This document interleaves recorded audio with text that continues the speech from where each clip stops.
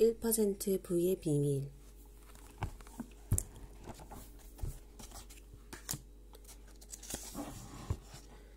돈의 홍수에 파묻힌 금융계. 몇 해째 못 가고 있던 싱가포르를 최근에 다녀왔다. 그곳에서 지인과 점심을 같이 했다. 기업 조사를 전문으로 하는 그의 회사는 소위 말하는 민간 계약업체로 전직 군인을 고용하여 이라크, 아프가니스탄, 나이지리아 같은 곳에서 비밀 업무를 수행하고 있었다.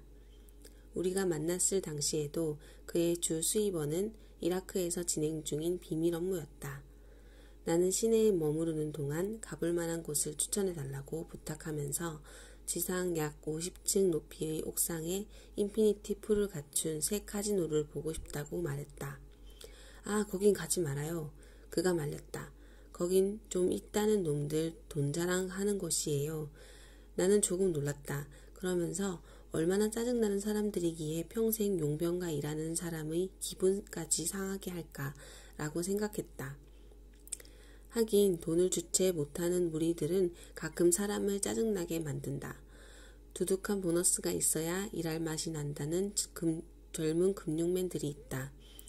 맨해튼, 런던, 홍콩, 그리고 싱가포르의 고급 술집, 고급 식당, 스트릿 클럽에 가면 이들을 쉽게 찾을 수 있다. 헤지펀드와 골드만삭스 파트너들 중에는 30대에 이미 한 해 2천만, 3천만, 4천만 달러를 벌어들이는 친구들이 있었다. 자신도 사교계 명사이면서 부자들의 생활을 기록하는 홀리 피터슨의 설명이다.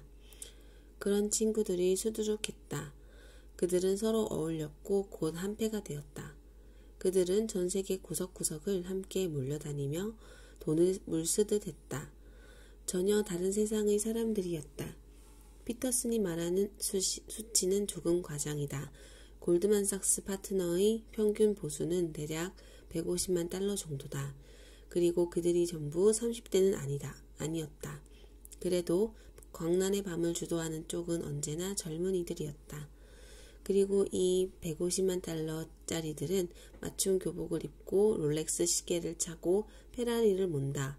만났다 하면 누구 것이 더 큰지 대보는 게 일입니다. 그중 한 사람은 기자이자 작가인 케빈 루스에게 그렇게 말했다. 내가 골드만 직원이면 맥켄지의 컨설턴트에게 갑니다. 그리고 이렇게 말하죠. 내 물건이 당신보다 클걸. 심상치 않은 건 주체하지 못할 만큼 돈이 넘치는 자들의 수가 너무 많다는 사실이다. 2007년에 5대 투자은행의 직원들은 360억 달러가 넘는 보너스를 나눠 가졌다. 1,500명이 넘는 JP 모건 체이스의 직원들은 은행들에게는 끔찍한 해였던 2008년에도 100만 달러가 넘는 보너스를 챙겼고 200명이 넘는 골드만삭스의 직원들은 300만 달러 이상을 받았다. 은행가는 부자들 사이에서도 부자였고 그 수도 많았다. 그들은 보너스로 100만 달러를 받았고 그런 보상이 있어야 한다고 생각했다. 꼭 최고급이어야만 하는 강박관념이 있다. 투자은행에서 부동산 중개업자로 전업한 어떤 사람은 뉴욕타임스와의 인터뷰에서 그렇게 설명했다. 과시하고픈 욕구다. 장난감의 크기만 다를 뿐 아이들과 다를 바 없다. 세계 금융위기를 다룬 앤드루 로스 소킨의 소설 대마불사에는 월스트리트 구제 방법을 놓고 고민하던 미 연방준비회원의 티머시 가이트너가 잠깐 생각하는 장면이 나온다. 그는 혼자 생각했다. 이것은 새벽에 일어나 일터로 가는 사람들의 문제다. 정도 차이가 있을 뿐 그들은 모두 금융산업에 의존하고 있다. 그리고 그것이 경제를 돌아가게 만든다. 그는 생각한다. 금융산업을 구제하는 일이 사실 평범한 직업을 가진 평범한 사람들을 구제하는 문제다. 사실 가이트너가 옳았다. 그가 아는 것 이상으로 말이다.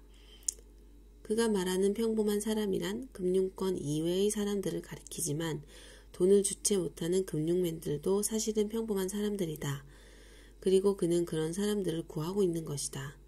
이들은 우리가 어쩌다 한 번 만나게 되면 평생 두고두고 술자리에서 안주 삼아 이야기하게 되는 신비한 빌리네어가 아니었다.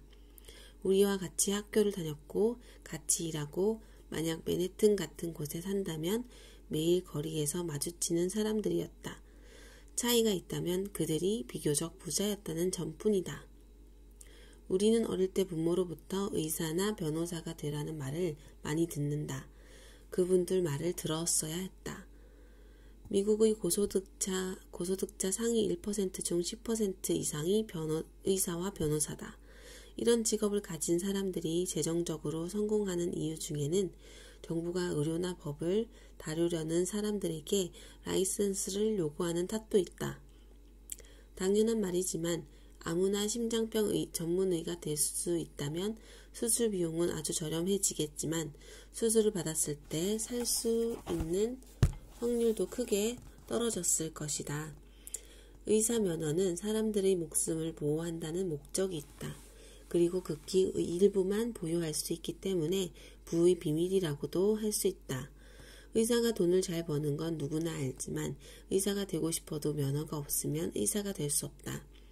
의사 면허가 도저히 딸 수 없는 하늘의 별은 아니지만 그래도 면허라는 장벽이 있기 때문에 의사들은 어깨에 힘을 줄 수 있다. 슈퍼리치까지는 아니어도 의사가 돈을 꽤 버는 것은 경쟁이 제한되어 있기 때문이다. 하지만 앞날을 좀 더 내다볼 줄 아는 부모님이었다면 은행가가 되라고 말했어야 했다. 그리고 그 말을 귀담아 듣지 않았다면 지금쯤 대단히 후회해야 한다. 알다시피 최근에는 1%의 평균 소득이 어느 나라 할 것 없이 더욱 높아졌다. 반면에 그 외 대다수 사람들의 소득은 성장세가 둔화되었거나 정체되었다. 이에 대한 자세한 내용은 마지막 장에서 다루겠다. 어쨌든 상업은행, 투자은행, 자산관리, 부동산, 보험 등 금융권 종사자의 평균 소득은 눈에 띄게 많이 증가했다. 금융권의 소득이 늘어난 것은 1%를 제외한 나머지의 희생이 있었기 때문이다.